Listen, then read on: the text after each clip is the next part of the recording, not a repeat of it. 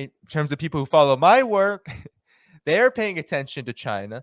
And I had a lot of people message me saying, Danny, I have a lot of anxiety about this. I I can't sleep. And well, I definitely could sleep, thankfully. I'm not always the best sleeper. I can tell you that I was actually worried. And the reason why I was worried was not because of China. I didn't think China would make any kind of miscalculation. I didn't think they would do anything that would instigate something. They weren't going to fall for the bait. And they certainly weren't going to allow Nancy Pelosi to completely diminish China's standing on the world stage. Absolutely not was I worried about that. But I was worried about how the United States would handle this, about how the USS Ronald Reagan would handle this. I was worried about how the intelligence apparatus would handle this, right? I was worried about those kind of things. Accidents, quote unquote. You know what I'm saying? That's what I was worried about because we know that there is jockeying going on. I've heard Douglas McGregor, who is Trump's I believe he was a national security advisor. Maybe he was he defense secretary for a little bit? Anyway, he was a colonel. He's a general. He said something really interesting on Fox News to Tucker Carlson. He was like, look, China would defeat the United States because the United States has to go by sea. That's how they're militarily encircling China. And China has all the technology they need to defeat the United States in that kind of war. And well, I definitely believe that.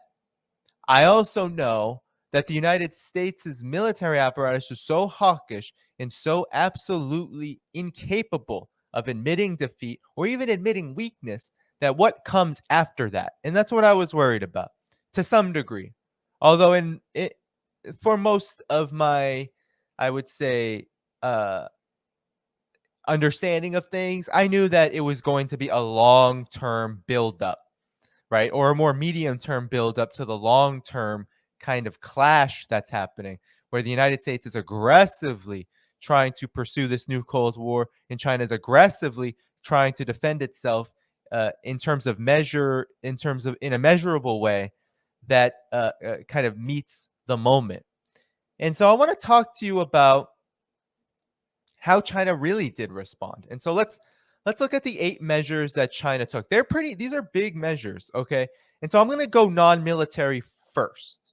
Okay? The 8 countermeasures that were non-military first. And the Global Times published them right away on August 5th when they were announced. And so here are the countermeasures to Pelosi's Taiwan visit. So China canceled the China-U.S. theater commanders talk. And mind you, a lot of this was not public. A lot of these channels were actually not something that you could just look up.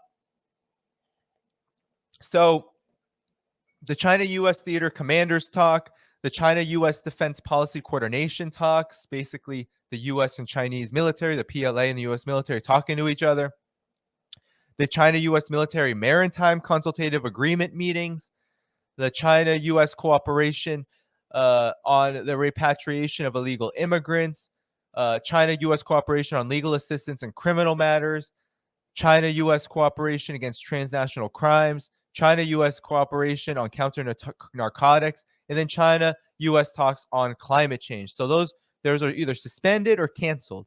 So basically what this means, the first 3 mean here, the canceled, it means that the United States and China are almost at a point, not entirely, but almost at a point where the militaries, every level of the they're not going to talk to each other. There are a couple of exceptions here. Emergency talks can be called by the Biden administration or Xi Jinping, and there can also be defense secretary and foreign ministry talks as well, or the PLA can talk to Lloyd Austin. So there can be higher level talks when necessary, but those don't happen very often. It's more so these channels that really take care of communication, and they have been canceled. So that's what that means. It means that essentially China is not going to talk to the United States about what it's doing in terms of how it's defending itself in its region. And so what's being suspended is a lot of more kind of bilateral issues, right? So you have the illegal immigration, you have legal assistance on criminal issues that may happen between the United States and China, Chinese citizens, U.S. citizens. You have to transnational crimes comes into this. Of course, working together on drugs. So if there's smuggling going on between anyone that the United States and China may be interested in that's not going to be up for discussion more. And this one is funny because John Kerry, he's a climate envoy or whatever for Joe Biden, he had choice words about this, saying that China was punishing the world for suspending talks of about in regards to climate change. And I got to say this about that. This is what we have to say about that. The United States has absolutely no right to lecture China in this regard because the United States has been a terrible partner on climate and basically everything else. But especially on climate change, the United States is a terrible partner. It's not a good partner. They don't work well with anyone. The United States is not trying. There's no build back better. Barely any kind of effort to try to invest in what needs to be invested in, infrastructure, renewables, all of that. While China is by far and away the world leader, China doesn't need the United States to tackle climate change. It's one of its main goals. It doesn't need the United States to do that. But of course, China would much rather cooperate. However, there has to be consequences, and this is one of them. And I think it's a smart one because we already know that the United States, Joe Biden, has sanctions on China's polysilicon industry, which mainly comes out of Xinjiang, mainly comes out of the Xinjiang Uyghur Autonomous Region that has been so propagandized about, that has been so demonized, right? That has been used as a chip in this new Cold War against China. And there are sanctions on Chinese corporations that make this very valuable material for renewables. So it's not like this doesn't have precedence. The United States has used climate change as a propaganda weapon against China. And this is one way that China is saying, no, you've crossed the red line in Taiwan. No more. We're not going to work together on this. We're going to do what we need to do, but we are not going to work together on this. And that uh, you need China in order to address this situation. And so it's one way to pressure the United States politically because a lot of people want climate change addressed in the United States. The United States can't really do that, not that it is, but let's say there was pressure from below. Let's say there was actually some kind of sea change in the United States. The United States still wouldn't be able to because they would need to ease relations with China enormously because China is the factory for renewables. It is essentially the most critical country in this regard because not only is it the biggest economy, but also it's the biggest investor in renewables and it has the most experience, to be honest. And so John Kerry has no right to lecture China. China is going to continue on with climate change. And China, these measures show that China doesn't really need the United States. China doesn't need the United States on defense. China knows what's happening right now. There is a military encirclement going on. And it's not contrary to, and hopefully we'll get to play this video, contrary to CNN, when they were interviewing Roger Waters, the guy said, I don't know who he is, some hack, oh, China is militarily encircling Taiwan. And Roger Waters says, no, Taiwan is part of China. I would add to that the United States is the one militarily encircling China. So China doesn't need to have extensive talks with the United States on this. China actually has the right to defend itself in any way possible from that kind of aggression. And Pelosi's Taiwan visit threatened war. It threatened war because it violated an agreement that is the foundation of normalization between the two countries. The one China policy is the foundation for any kind of relationship between the United States and China. So really to violate it is declaring war on China. People don't seem to understand that in the West and the United States because they think that this is some kind of some kind of simple, basic. It's not that big of a deal, but it is. It is a big deal. So I want to just show you why. So here is, I just want to show you China has already been pursuing and is only making progress on climate change. Here's Bloomberg magazine. This is recent. This was in less than 2 months ago. China's clean energy growth outlook for 2022 keeps getting bigger, and a leading think tank sees China adding 25% more wind turbines and solar panels than last year's record. China's leading renewable energy think tank gave the most bullish forecast yet for its renewable power build out this year as it tries to meet climate goals and reduce foreign fuel dependency. It's set to install a record 156 gigawatts of wind turbines and solar panels this year, said Yi Yuechun, Vice Dean of China Renewable Energy Engineering Institute, a think tank that supports the National Energy Administration. That would be a 25% jump from the previous record set last year, according to Bloomberg NEF data. So here's the renewable boom.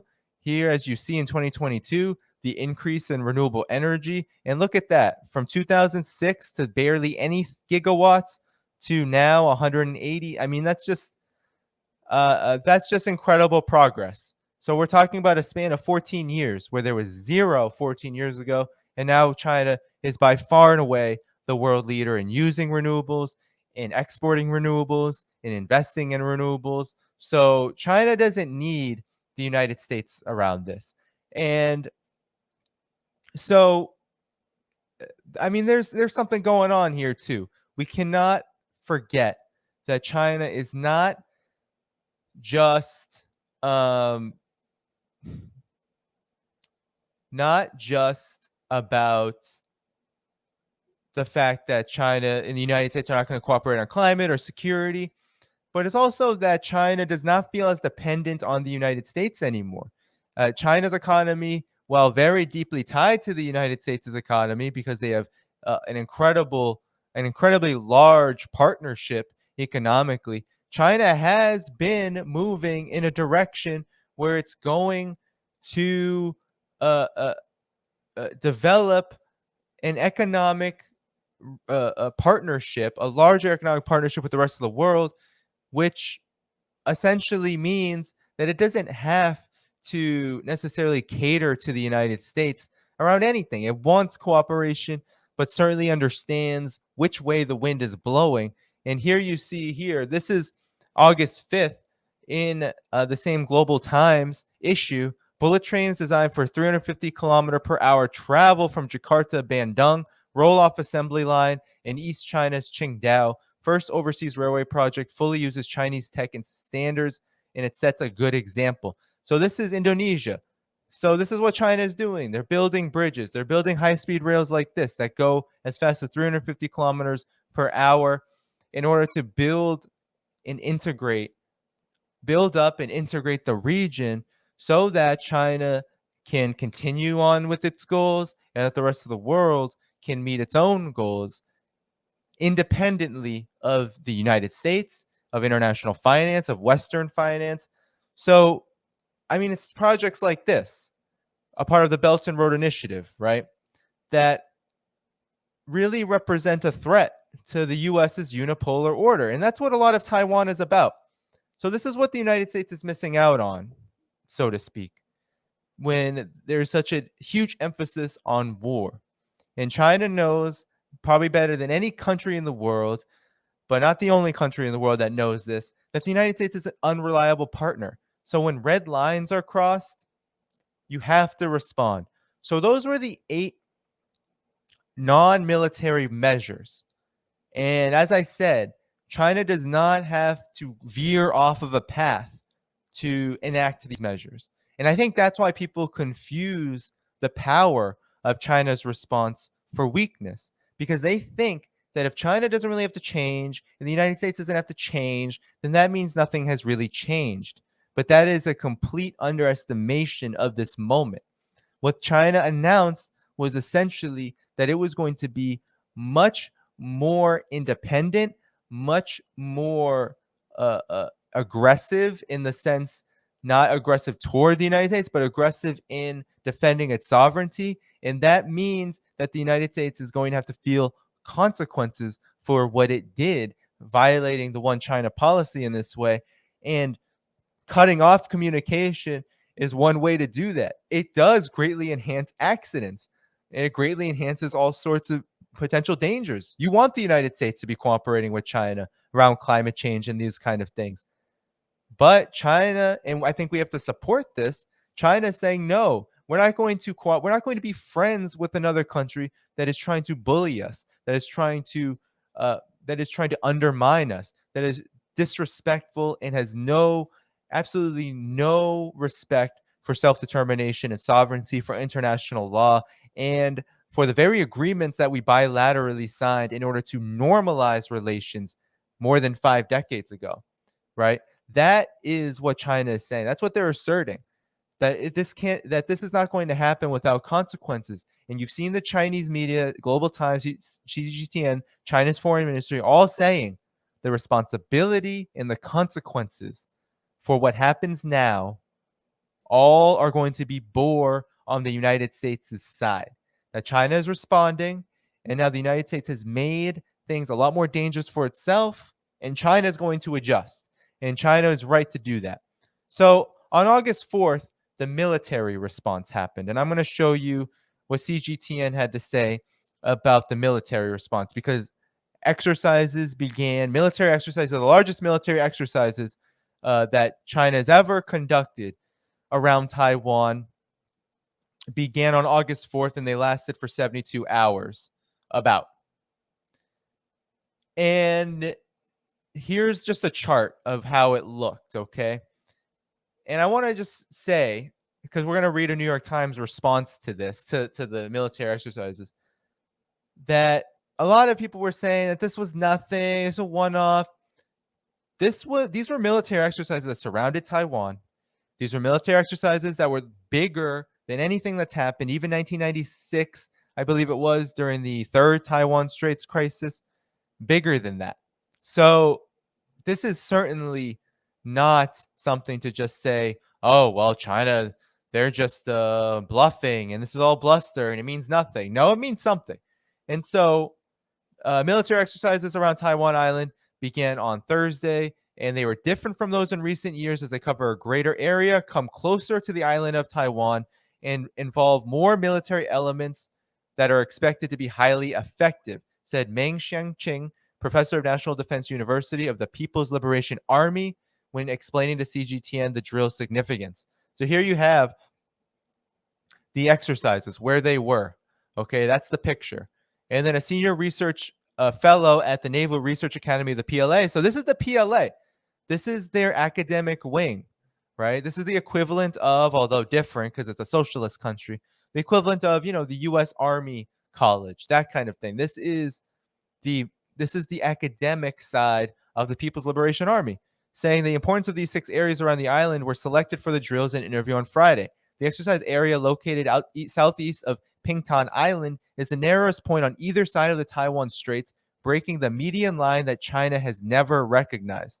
So here you have it, right? So this is often considered very provocative by the United States because they consider this the ADIZ, right? So the Air Defense Identification Zone is where this Pingtan Island sits. And China doesn't recognize it because you might know that that the ADIZ, the Air Defense Identification Zone, was created by the United States after World War II. It had nothing to do with international law, with airspace, or anything like that. No one recognizes it except for the United States and except for whatever Taiwan authorities are pushing separatism. So 2 exercises in the area to the north of Taiwan Island can directly block Keelung Port, so essentially economically creating problems here for Taiwan. And the exercise area to the east of Taiwan can directly target military bases in Hualien and Taitung, forming a frontal strike posture. So here you have that, okay? Targeting the military bases here. The exercise area to the southeast of Keiting can effectively control the entrance and exit to Beishi Channel. So basically, Taiwan is surrounded. And if the United States wanted to instigate and provoke a war, China could easily, and this is what they're showing to the United States, easily take out whatever forces on the island would try to fight the mainland, essentially. So China is saying that we are not bluffing. This is a military exercise to show you that you are a paper tiger, that whatever you are trying to do on Taiwan, pumping these weapons, provoking and violating the one China policy, it's not going to work because we will respond. And look at the exercises. So the exercise area to the southwest of the island is close to Kaohsiung and Zhouying and can enclose and control the military bases in Kaohsiung. More importantly, it can enable the 6 exercise areas to blockade Taiwan Island. So there you go, an effective blockade. So that's how China responded militarily. These exercises, and it's not it. This is not over. There are going to be, I'm sure, more military exercises and more of a military response. And this is what we expected. I don't think anyone could have expected otherwise.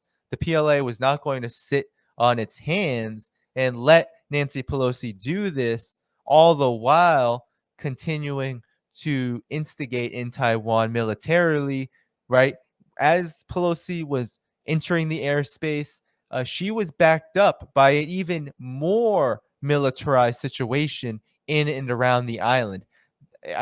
That is why the PLA is responding. And it's also responding in a way to demonstrate that China indeed can just easily overrun any kind of attempt by the US to back some sort of conflict. It would not end well, and China sent, I think, a very powerful message that it would not end well.